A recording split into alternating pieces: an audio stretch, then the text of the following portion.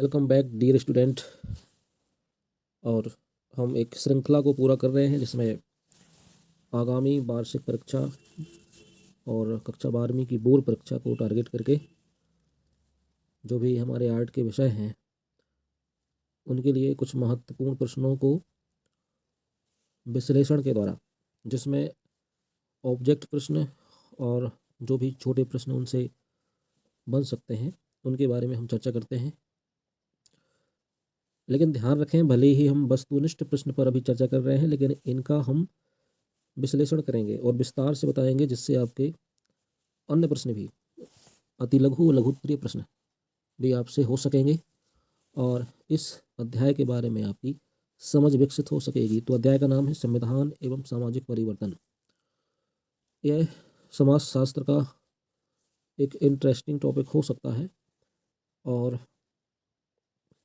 सभी छात्र इसको गंभीरता से ध्यान दें, सुने और अपनी मेमोरी में बनाए रखने के लिए प्रयास करें।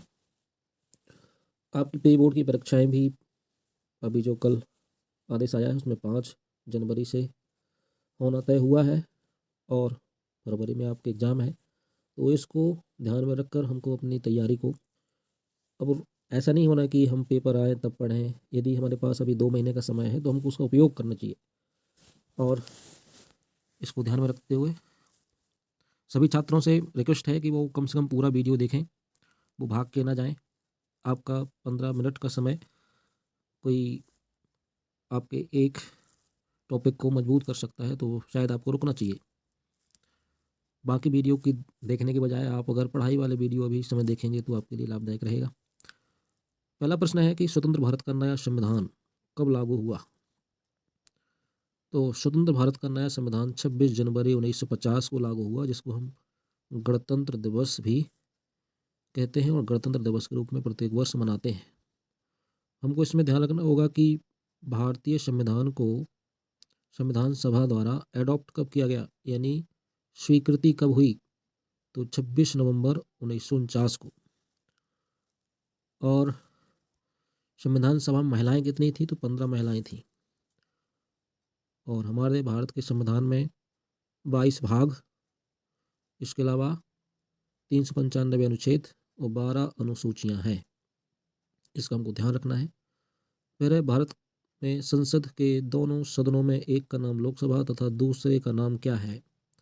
तो संसद में 2 सदन हैं, एक का नाम लोकसभा, दूसरे का है राज्यसभा।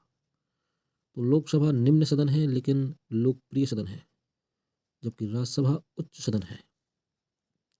लोकसभा स्थायी सदन है, लोकसभा अस्थायी सदन है क्योंकि यह 5 वर्ष में इसका चुनाव होता है, लेकिन जो राज्यसभा है वह एक स्थायी सदन है। फिर है, भारत में पंचायती राज एक विकेंद्रीकृत व्यवस्था है, यानी जो पंचायती राज की व्यवस्था की गई है वह है विकेंद्रीकरण, यानी शासन को जो राज्य का कार्य है उससे अलग होकर ग्रामीण स्तर पर अपने विकास कार्य जनता खुद करे, उसके लिए पंचायती राज व्यवस्था को लाया गया था, जो कि मूल संविधान में ऐसे प्रावधान नहीं थे। 73वें और 74वें संविधान संशोधन द्वारा इन व्यवस्था को जोड़ा गया था। फिर मध्य प्रदेश में वर्तमान पंचायती राज व्यवस्था को सन कब से लागू किया गया? तो इसको लागू किया गया था 25 जनवरी 1994 से लागू किया गया था। और इसमें एक और तथ्य ध्यान रखें कि पंचायती राज व्यवस्था जो मध्य प्रदेश के लिए है, उसके लिए मध्य प्रदेश राज्य निर्वाचन आयोग का गठन किया गया था 1 फरवरी 1994 से। तो हम इसका ध्यान रखेंगे। इसके अलावा पंचायती राज व्यवस्था के मध्य स्तर की पंचायत का नाम, हम सभी जानते हैं कि पंचायती राज में त्रिस्तरीय पंचायती व्यवस्था चलती है, जिसमें ग्राम पंचायत उसके ऊपर रहती है, जनपद पंचायत है जिसको क्षेत्रीय पंचायत भी कहते हैं, जिसको ब्लॉक बोलते हैं, फिर उसके ऊपर होता है जिला पंचायत। तो मध्य स्तर की रचना क्या हो जाएगी? क्षेत्रीय पंचायत या जनपद पंचायत। फिर आपका भारत में पंचायती राज व्यवस्था लोकतांत्रिक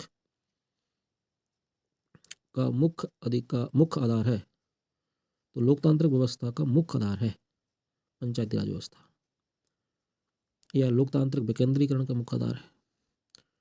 फिर भारत में नया संविधान लागू होने के बाद पहला आम चुनाव कब हुआ? तो पहला आम चुनाव हुआ था 1950 में, जब आपका संविधान लागू हो गया। तो 1951 1952 में पहला आम चुनाव हुआ था। फिर है भारतीय संविधान के निर्माता हैं, तो इसमें संविधान सभा द्वारा भारत का संविधान निर्माण किया गया था, जिसमें 389 सदस्य थे। लेकिन जो प्रारूप समिति थी, उसकी जो हेड थे या अध्यक्ष थे, वो थे डॉक्टर भीमराव अंबेडकर। तो यहाँ पर सटीक उत्तर हो जाएगा भीमराव अंबेडकर भारतीय संविधान के निर्माता हैं। फिर आपके बहुविकल्प प्रश्न की ओर चलें तो भारतीय संविधान के अनुसार निम्नलिखित में से कौन सा एक मौलिक अधिकार नहीं है? तो संविधान के भाग 3 में अनुच्छेद 12 से 35 तक मौलिक अधिकारों को रखा गया है, जिसमें समानता का अधिकार है, स्वतंत्रता का अधिकार है, शिक्षा का अधिकार है, लेकिन नौकरी पाने का अधिकार नहीं है। इसमें ऑप्शन हो जाएगा नौकरी पाने का अधिकार। मौलिक अधिकार भारतीय संविधान में आपके अमेरिका से लिए गए हैं और इनको भाग 3 में रखा गया है। फिर अगला प्रश्न पढ़ते हैं हम आगे। तो स्वतंत्रता से पहले कांग्रेस के किस अधिवेशन में भारत को एक लोकतांत्रिक और धर्मनिरपेक्ष गणराज्य के रूप में घोषित किया गया? तो यह था आपका कराची अधिवेशन। और कराची अधिवेशन की अध्यक्षता किसने की थी? क्योंकि प्रत्येक जो कांग्रेस के अधिवेशन होते थे, उसकी अध्यक्षता अलग अलग समय लोग करते थे। इसमें आपका उत्तर हो जाएगा कराची अधिवेशन, लेकिन अध्यक्षता की थी सरदार वल्लभ भाई पटेल ने। इसके अलावा भारतीय संविधान में नागरिकों के मौलिक कर्तव्यों को शामिल करने के लिए संविधान में कौन सा संशोधन किया गया? देखिए, आपके संविधान में मौलिक अधिकार तो शुरुआत से थे, लेकिन मौलिक कर्तव्य शुरुआत में नहीं थे, यानी उनको शामिल किया गया। और अनुच्छेद 368 के तहत संविधान संशोधन की शक्ति संसद को होती है। और 42वें संविधान संशोधन 1976 के द्वारा मौलिक कर्तव्यों को सरदार स्वर्ण सिंह समिति की अनुशंसा पर इसको शामिल किया गया और मौलिक कर्तव्यों को लिया गया था सोवियत संघ के संविधान से। तो मौलिक कर्तव्य क्या होते हैं? मौलिक कर्तव्य वह होते हैं जो इस देश के नागरिकों से यह देश अपेक्षा करता है कि आपको जो अधिकार दिए गए हैं, तो आप कुछ कर्तव्य भी निभाएं इस देश के प्रति। संविधान के जो नियम या कानून हैं, या जो हमारे आदर्श हैं, या जिन्होंने इस देश के लिए, आज़ादी के लिए अपने प्राण दिए हैं, उनके प्रति सम्मान करें, संविधान का पालन करें और इस देश के विकास के लिए अपना सहयोग दें। यह हमारे मौलिक कर्तव्यों में शामिल है। इसके अलावा अन्य प्रावधान भी मौलिक कर्तव्यों में शामिल हैं आपके, कि आप इस सामाजिक संस्कृति को बढ़ाने में योगदान दें, पर्यावरण, वन, विज्ञान की समृद्धि के लिए भी सहयोग करें। और मौलिक कर्तव्यों में यह है कि जो माँ बाप हैं अपने बच्चों को शिक्षा दिलाएं, ये भी कर्तव्य है। इसके अलावा अगला प्रश्न है कि भारत में संविधान द्वारा कौन सा परिवर्तन लाया गया है? तो संविधान द्वारा लोकतांत्रिक विकेंद्रीकरण लाया गया है और सामाजिक कुप्रथाओं का उन्मूलन भी किया गया है। ये सब किए गए हैं, लेकिन यहाँ अगर सटीक उत्तर हो तो इसका हो जाएगा लोकतांत्रिक विकेंद्रीकरण। फिर आपका वर्तमान पंचायती राज व्यवस्था के सभी स्तरों पर महिलाओं के लिए कितने प्रतिशत स्थान आरक्षित हैं? तो यहाँ हो जाएगा सा नंबर 33.33% महिलाओं को आरक्षण दिया गया है। क्योंकि हम देखते हैं कि समाज में महिलाओं की भी उतनी ही भागीदारी होनी चाहिए जितनी पुरुषों की। यदि महिलाएं राजनीति में आएंगी तो वह अपने जो उनके मुद्दे होते हैं उन पर चर्चा कर पाएंगी, नहीं तो केवल पुरुष अपने मुद्दों पर चर्चा करेंगे। इसलिए महिलाओं को आरक्षण दिया गया है। फिर आपका भारतीय अगला क्वेश्चन है कि पंचायती राज व्यवस्था में न्याय पंचायत के सदस्यों को किसके द्वारा मनोनीत किया जाता है? तो इसका उत्तर क्या हो जाएगा? न्याय पंचायत के सदस्यों को किसके द्वारा मनोनीत किया जाता है? प्रदेश के पंचायत मंत्री द्वारा, प्रदेश के राज्यपाल द्वारा, या फिर संबंधित क्षेत्र के सांसद द्वारा, या जिलाधीश द्वारा? इसके बारे में हम कुछ देर से चर्चा करेंगे, इसको ध्यान में रखेंगे। अगला प्रश्न है आपका, संविधान का 73वां संशोधन किससे संबंधित है? तो यह है आपका 73वां संशोधन पंचायती राज व्यवस्था से संबंधित है।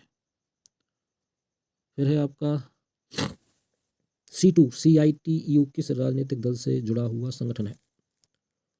तो इसका संबंध है CPM यानी कम्युनिस्ट पार्टी ऑफ इंडिया, और ए है M से मार्क्सवादी, a communist India of trade union यानी व्यापारिक संगठन जो साम्यवादी पार्टी का है, क्योंकि अलग अलग पार्टियों के अलग अलग क्षेत्र में, जैसे मजदूर क्षेत्र में, किसान क्षेत्र में, छात्र क्षेत्र में, व्यापारिक क्षेत्र में अलग अलग पार्टियों के अलग अलग संगठन होते हैं।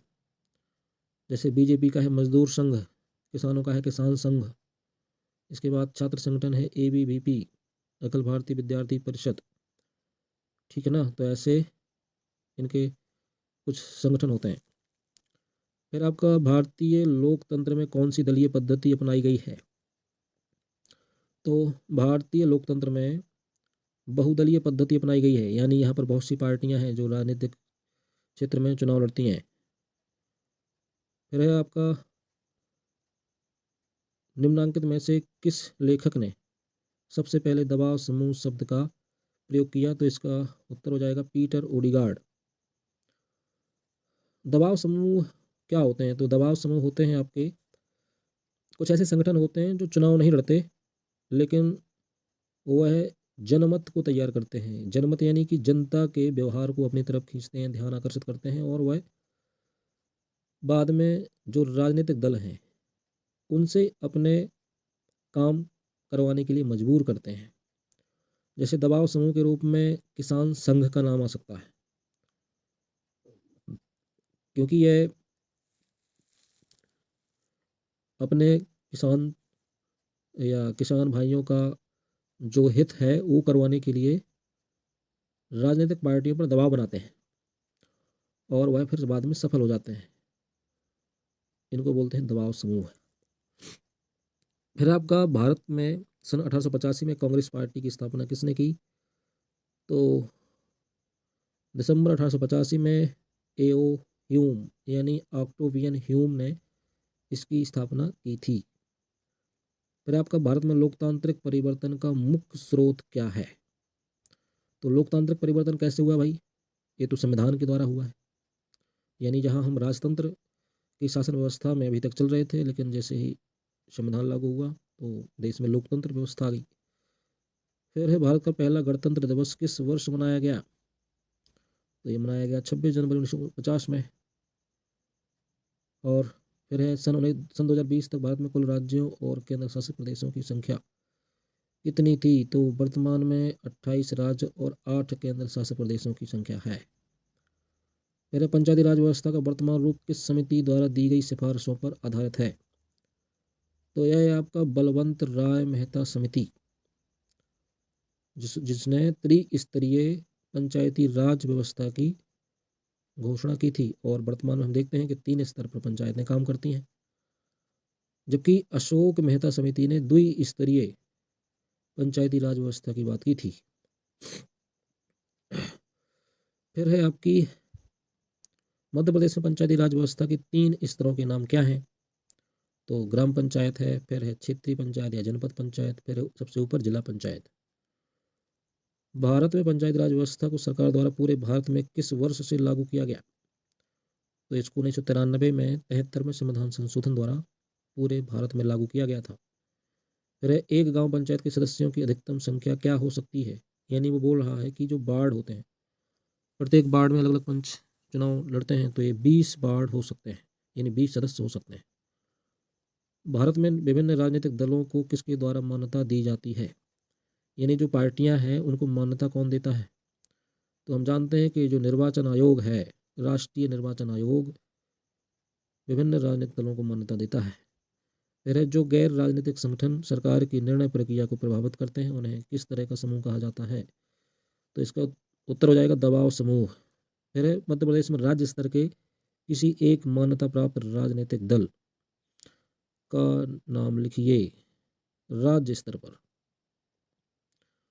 तो इसमें आपका हो जाएगा राज्य स्तर पर जो दल का नाम, जैसे यहाँ पर समाजवादी पार्टी भी चुनाव लड़ती है, इसके अलावा आदिवासी पार्टी भी चुनाव लड़ती है।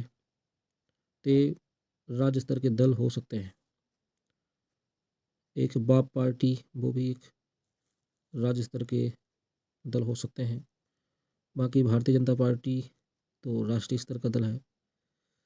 फिर आपका भारतीय संविधान का मसौदा सन 1948 में राष्ट्र को समर्पित किया गया। नहीं, 1949 में यह संविधान का मसौदा समर्पित किया गया था। यह कथन असत्य हो जाएगा। फिर सर्वोच्च न्यायालय द्वारा एक विशेष राज्य को राज्य के नीति निर्देशक सिद्धांत के अनुसार काम करने के लिए बाध्य नहीं किया जा सकता। हाँ, तो बाध्य नहीं किया जा सकता क्योंकि नीति निर्देशक सिद्धांत लागू नहीं होते हैं। उनको जब तक नीति नहीं बनाएगी सरकार तब तक बाध्यकारी नहीं है। तो यह कथन सत्य है। फिर भाषा के आधार पर राज्यों का निर्माण लोकतांत्रिक विकेंद्रीकरण की नीति का हिस्सा है। तो यह कथन सत्य है क्योंकि प्रत्येक क्षेत्र में जनता को अपने तरीके से शासन करने की या फिर अपने राज्य का निर्माण करने की प्रारंभिक समय में ऐसी शक्तियाँ दी गई थी। तो यह कथन भी सत्य हो जाएगा। फिर ग्राम पंचायत के सरपंच का निर्वाचन अप्रत्यक्ष मतदान प्रणाली द्वारा किया जाता है। तो यह कथन असत्य है क्योंकि प्रत्यक्ष मतदान प्रणाली द्वारा सरपंच का निर्वाचन किया जाता है। फिर जलाधीश की संस्तुति पर राज्य सरकार ग्राम पंचायत के कार्यकाल में 2 वर्षों की वृद्धि कर सकती है। तो ऐसा कोई प्रावधान है नहीं कि वृद्धि कर सकती है। वो तो 5 साल तक ये लोग सत्ता में रहते हैं और 6 माह के अंदर जो उनका अंतिम कार्यकाल है 6 माह के पहले उनको चुनाव कराने पड़ते हैं। फिर पंचायती राज व्यवस्था में विभिन्न स्तरों के पदों पर अनुसूचित जातियों तथा महिलाओं को मिलने वाले आरक्षण का निर्धारण चक्रानुक्रम में किया जाता है। तो यह भी कथन सत्य है। ग्रामीण नेतृत्व के विकास में आज पंचायती राज व्यवस्था ने उपयोगी योगदान किया है। तो पंचायती राज व्यवस्था ने काफ़ी विकास किया है। नहीं तो पहले ना तो सड़कें होती थी ठीक से, ना लाइट, ना पानी, और बहुत सारी जो सरकारी बिल्डिंग बन रही हैं आजकल प्रत्येक पंचायत में, यह भी एक विकास का काम तो हो ही रहा है। फिर विभिन्न राजनीतिक दलों में सदस्यों को दी जाने वाली सदस्यता का रूप औपचारिक होता है। हाँ, तो ये औपचारिक होता है। फिर है आपका भारतीय तृणमूल कांग्रेस एक मान्यता प्राप्त राष्ट्रीय राजनीतिक दल है। तो राष्ट्रीय दल नहीं है, यह एक राज्य स्तरीय दल है। फिर आपका दबाव समूह का कार्य जनता के समर्थन से राजनीतिक सत्ता प्राप्त करना होता है। राजनीतिक सत्ता प्राप्त नहीं करते, लेकिन हाँ, राजनीतिक दलों से आप काम जरूर करवाते हैं अपने हित में। तो यह कथन असत्य हो जाएगा। फिर शिक्षा का प्रबंध करना राज्य का कार्य नहीं है। तो शिक्षा का प्रबंध करना यह तो असत्य हो जाएगा भाई, राज्य का कार्य है क्योंकि शिक्षा का अधिकार एक मौलिक अधिकार है, तो वह सरकार ही तो पूरा करेगी उसको। फिर है आपका दबाव समूह। तो दबाव समूह होते हैं गैर राजनीतिक संगठन। फिर आपका centre of Indian trade union, यानी जिसके बारे में C2 जिसको हम बोलते थे, यह CPM से संबंधित है। फिर है आपका राष्ट्रीय स्तर का दल। तो राष्ट्रीय स्तर का दल है आपका बहुजन समाजवादी पार्टी, हालांकि जो अब राष्ट्रीय स्तर का दल नहीं रही क्योंकि उसकी कुछ विशेषताएं हैं जब वह राष्ट्रीय स्तर का दल होता है। भारतीय संविधान क्या है, इसमें मिल जाएगा आपको समानता तथा स्वतंत्रता। पंचायती राज व्यवस्था की संस्तुति किसने दी थी, ये दी थी बलवंत राय मेहता समिति। फिर अगला राज्य स्तर का राजनीतिक दल हो जाएगा आपका शिवसेना, क्योंकि शिवसेना महाराष्ट्र की एक राज्य स्तर की पार्टी है और ये राज्य स्तर पर ही अपनी सरकार बनाती है। तो ये कुछ प्रश्न थे, और यदि आपको यह प्रयास बेहतर लगता है तो वीडियो को लाइक करें और अपने दोस्तों के साथ शेयर कर सकते हैं, और जिन्होंने सब्सक्राइब नहीं किया इस चैनल को तो सब्सक्राइब भी कर सकते हैं। इसके अलावा अगर आपके कोई प्रश्न है तो कमेंट बॉक्स में ज़रूर बताएं, और जो भी फीडबैक है यानी आपको कैसा इसको देखकर बेहतर लगता है या फिर कोई कमी दिखती है तो हमें बता सकते हैं। धन्यवाद, मिलते हैं आगे, क्योंकि पेपर के पहले तक हमको बहुत सारा कवर करना है। जितना हो जाएगा आपके लिए उतना बेहतर होगा। धन्यवाद।